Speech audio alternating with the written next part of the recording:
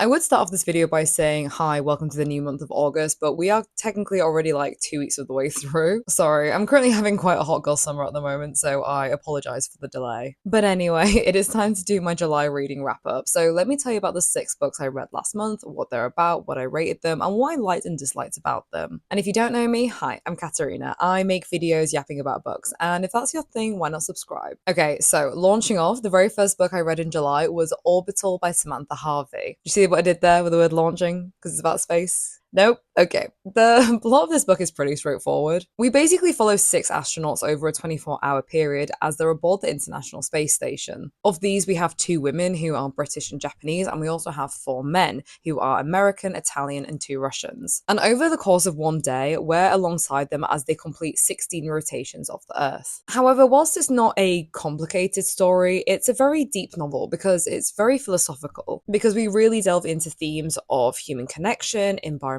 issues, and whilst admiring the Earth's inherent beauty. And I thought this was an absolutely stellar read, and I gave this 4 stars. Are we getting tired of the space puns yet? Because I'm not. I have plenty more where that comes from. I initially thought before reading this book that I was going to like it purely because it was about space. I honestly love anything space related. I'm a huge fan of Star Wars. My favorite film is Interstellar. Like, I'm just a big fan of anything set in space. But this book really surprised me because it wasn't a homage to space. It was more of a homage to the Earth. I'm being so for real when I say that there's really no plot here. There's no character developments. There's no like conflicts between anyone. Instead, this book literally feels like a love letter to our planet and how we need to take care of our only home that we have. And I actually really liked how there was different nationalities all aboard one ship, because it feels like in a time like today when there's so many political and national disagreements across all the countries in the world, I feel like it's universal for the one thing we should agree on is that we need to look after our Earth better and actually appreciate the humanity that we have here. And I also love the idea of these astronauts having to leave the Earth in order to have this newfound appreciation for it from seeing it from afar, because it's so easy to forget what the Earth actually provides for us when we're down living on it and seeing only the details and not the bigger picture. I honestly think if you love nature and humans' inherent connection to nature, then you'll also love this book. I actually read this in one sitting. I know that the book's only like 200 pages or so, but it was genuinely so beautiful that I couldn't put it down. The only reason I'm not giving this 5 stars is because I started to find the novel slightly repetitive, but fair dues to the author, because there's only so many different ways you can describe orbiting the Earth, because we literally experience 16 sunrises and sunsets with all these astronauts, and there's only so many descriptions of how you can describe this spacecraft. So slightly near the end, I was starting to feel like it was getting repetitive, so I would actually say that the short length of this book works really well. But even with this repetitive descriptions of what they were seeing aside, I honestly thought that the writing was so gorgeous, and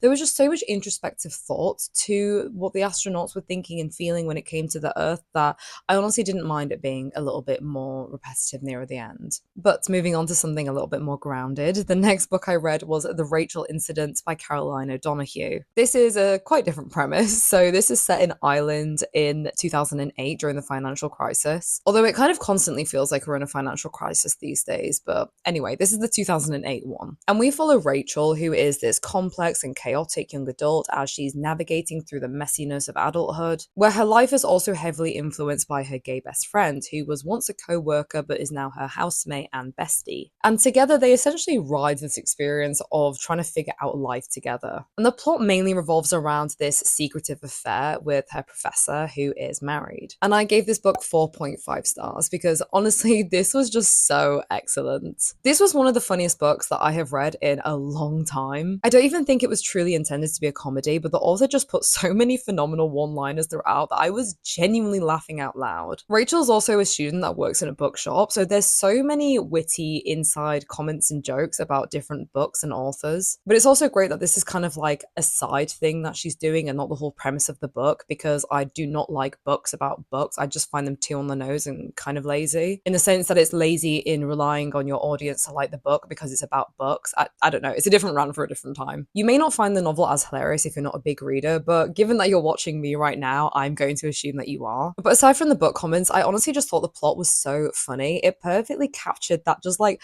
hilarious chaos that comes with being in your early 20s. It very much reminded me of the TV show Fleabag. Everything I found there was just so unpredictable, but at the same time, it was so entertaining and funny. I honestly found this to be a fabulous summer read. I think it's fast-paced and light-hearted enough to read whilst you're on holiday. And if you've been following me for a while, you'll know that I read a lot of heavy books, so it was actually kind of nice to kind of break all that heaviness up with something a little bit more lighter. But yeah, it was honestly just a fun book, and it had my three favourite things in it: the Irish, messy characters, and 2010s nostalgia. If you're falling into a bit of a reading slump, I would definitely recommend this book for you because this will pull you straight out of it. And because this book very much heavily delved into relationships and messy characters, it then kind of spurred me on to read another book about relationships and the messy dynamics that you have within life. So the third book I picked up last month was the sequel to Call Me By Your Name, which is Find Me by Aciman. So this story is set, I think, 15 years later from the original book, and it's kind of split into three parts. The first part is that we follow Elio's dad, and he has an unexpected romance with a younger woman. Then the second part is that Elio then has an unexpected romance with a much older guy. And then finally, the third part is that we catch up with Oliver and his life with his young family in America. And kind of like with Orbital, there's no real plot here. A lot of the story is driven by characters' speech and just reminiscing about the past and also just thinking forward in life. But we also explore themes like unexpected love, missed chances, and rekindling old flames. And unfortunately, this book was honestly just a hot mess, and I only gave it 2 stars, which honestly breaks my heart because Call Me By Your Name for me was a 5-star read. I loved that book. And if you also loved Call Me By Your Name, I would not recommend reading this book. I would just say completely miss it, as I genuinely felt like it ruined the original story a little bit because it dented the view I had of some characters. I'm going to give a few spoilers of what happened in the book because honestly the plot is so stupid that I can't not talk about it, and also I don't care because this book is just not worth reading. Firstly, Elio's dad, he essentially meets a manic pixie dream girl half his age on train, and he proceeds to spend like the next 24 hours with her, and then just out of nowhere like falls in love with her and then can't imagine his life without her. And aside from this essentially being the plot of the Before Sunrise film, it just felt very ridiculous and annoying. I'm not sure why the author was completely obsessed with outrageous age gaps in this book, but honestly it just felt gross. And compared to the first book, this just felt so out of character for Elio's dad to do that I was genuinely reading it like, is this the same guy? What's going on here? Also, I have to mention that at one point this manic pixie dream girl literally admits to him that she tried seducing and sleeping with her own brother at one point, and everyone just acts like it's okay. Like, we're already pushing the boat out with these ridiculous age gaps, but now we're introducing incest? Hello? And even with that mess aside, I thought, along with everybody else surely, that this book was going to be a sequel to Elio's and Oliver's dynamic or relationship. But guess what? In the novel, we only get 11 pages, yes, 11 pages of them together, and it's only right at the very end. And once again, horrific decisions are made because Oliver literally just moves and abandons his young family in America of like his 2 kids and his wife just so he can have this carefree summer life with Elio. I know that this was trying to be romantic and show devotion to love, but all I thought that this was just irresponsible and stupid, and it made me hate every single character here. Literally the only reason I gave this 2 stars and not 0 is because I thought the prose itself was still good. I initially fell in love with the first book because of its writing. It's so gorgeous and poetic and overall just so reflective of life. And there would be occasional one-liners that would literally stop me in my tracks and I'd be like, that's so true. And even though I overall disliked this book, I still underlined quite a few sections of it because there was genuinely some great bits of writing there. It's just a shame that this book was overall awful and the plot here just could not be redeemed by the writing. So yeah, do not read this.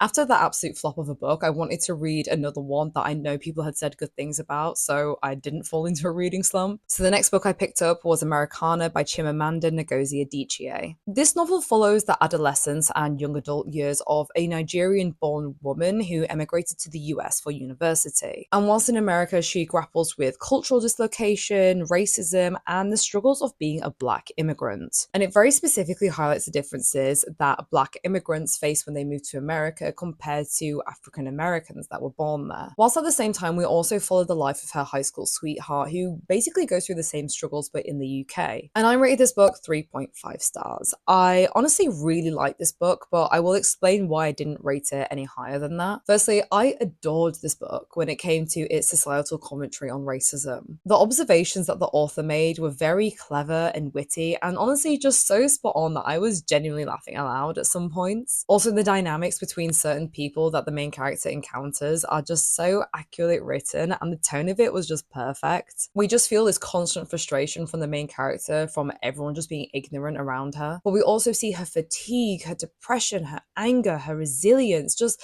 experiencing racism is a very complex and layered thing. And as someone who is not white and whose family is not born in the UK, I actually found this book surprisingly relatable on the front of being an immigrant. I also enjoyed this book for teaching me a lot of new things, specifically about Nigerian culture. There's just a lot of commentary about customs and attitudes and traditions that they have in Nigeria compared to the West. And I love learning about new cultures, so this is something I genuinely found very interesting and enjoyable. The reason why I didn't rate this book higher is because, well, it came down to a number of things. Firstly, this book felt long. It's around 600 pages, but it just felt long because there's no real plot driving it forward. There's no huge stakes that you're like, oh my god, what's going to happen next? We kind of just follow her around life, which is fine, but I do feel like the editing of this book could have been a little bit neater. I kind of wanted more clearer direction about what was happening. But the main reason why I didn't love this book is because of how the characters were written. All the characters for me felt like they fell into certain stereotypes in order for the author to prove and make certain points. None of the characters felt particularly layered or complex to me. Everyone was just kind of one-dimensional and surface level, and then they just came across as very predictable. And the character I actually disliked the most was the main character herself. She was just incredibly judgy and self-indulgent, and we constantly see her make snap decisions about others, which kind of came across as mean. There's one bit in the story where her co-worker at this magazine company basically says, like, look, we have to include different experiences. It can't just be about all your experiences as a black woman, which the main character does have grounding on snapping back and defending herself, but instead of talking about the magazine, she just insults the woman's appearance. And it was remarks about her appearance on being white, and I don't know, that kind of just didn't sit well with me. Throughout the whole book, we constantly hear this main character say that she's tired of people judging her for her looks, but when she's in the workplace argument, she then retorts to about this woman's own looks, and that's not even central to the conversation, and why is it needed? And it was just so like, oh, this completely defeats your whole argument throughout the entire book. And honestly, we don't really see much growth or development from her. From the start of the book, she's always claiming that she's right about everything, and then that literally just continues till the end. I want growth, I want personal development, I want to see some sort of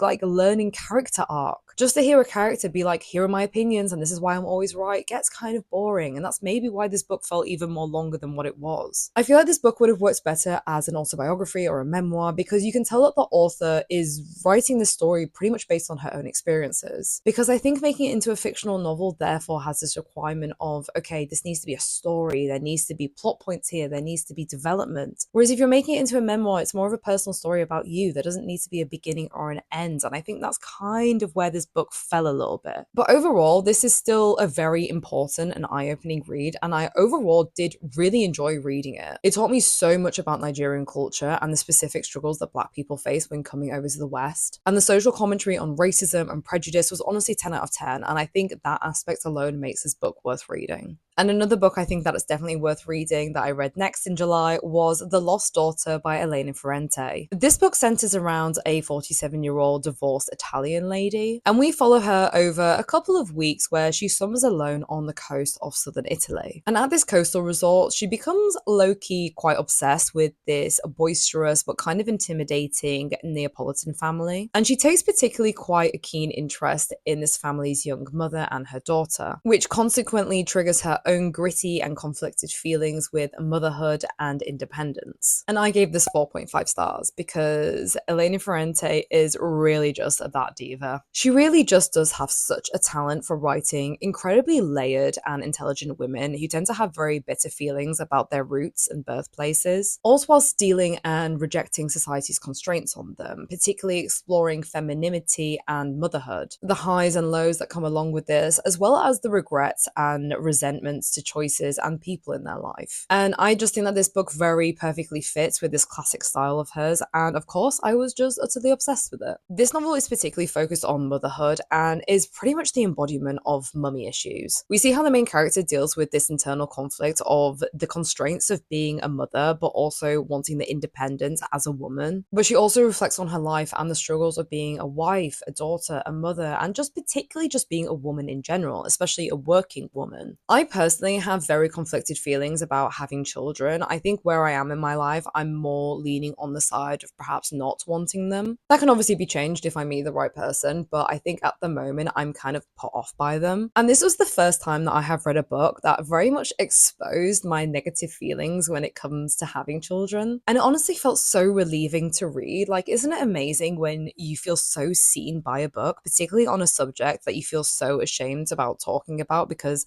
it just goes against society's notions of what you should want? And it just really struck a chord with me in a way that I wasn't expecting it to. But at the same time, in typical Ferrante fashion, I love this book because it was poetic but also slightly deranged at the same time. I love this book so much. My only complaint is just that it was too short. I really wanted it to be longer and for it to really like flesh out the commentary of her thoughts when it came to children. I kind of wish it was the length of like My Brilliant Friend or something, because I felt like there was still so much to unpack there. But this is still a great book and I would definitely recommend you to read it. And last but not least, the final book I read in July was Someone Who Will Love You in All Your Damaged Glory by Raphael bob-waksberg. This book is essentially a short story collection that explores the experiences in love, unconventional relationships, and just the overall human connection. There are various different stories in this book, and they tend to look at different emotions of joy and heartbreak and just the messy nature of life. And unfortunately, this book was also just messy, and I only gave this 1.5 stars because it was genuinely such a letdown. Out of the 18 stories that there are in this book, I actually only liked one. This book just had way more misses than hits, and I just really was bored by the end of it. The author of this book is also a writer for BoJack Horseman, the TV show, and I honestly think from the clips I've seen of BoJack Horseman that it's very witty and clever, and I was kind of expecting this sort of material in the book. But I'm not sure if this is just a classic case of TV scripts writers not being able to translate that humor into fictional books, because these are two completely different skill sets, and it's very hard to be good at both of them. But this book really wasn't for me for two main reasons, I think.